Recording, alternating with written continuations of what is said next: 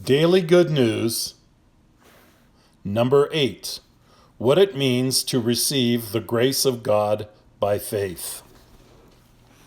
He says, "In an acceptable time I have heard you, and in the day of salvation I have helped you." 2 Corinthians 6, verse 2.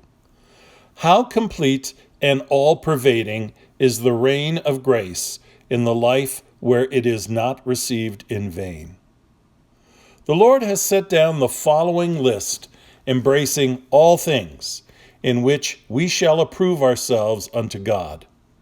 You may read it carefully in 2 Corinthians 6, verses 4 through 10.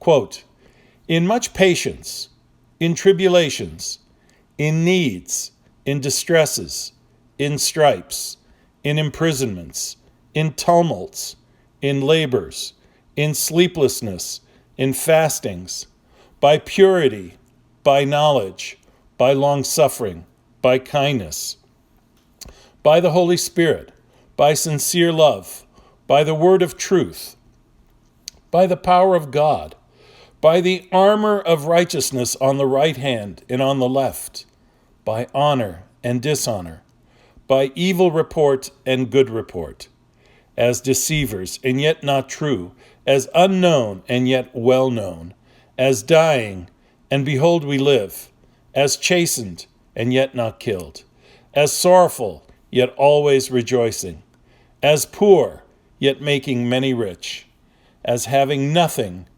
and yet possessing all things." This list covers all the experiences that can ever enter the life of any believer in this world.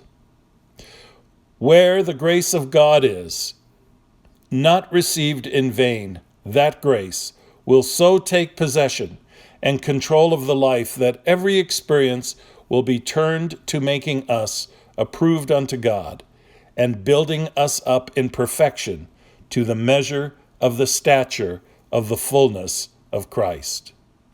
Quote, "When we, as workers together with him, also plead with you not to receive the grace of God in vain." 2 Corinthians 6, verse 1.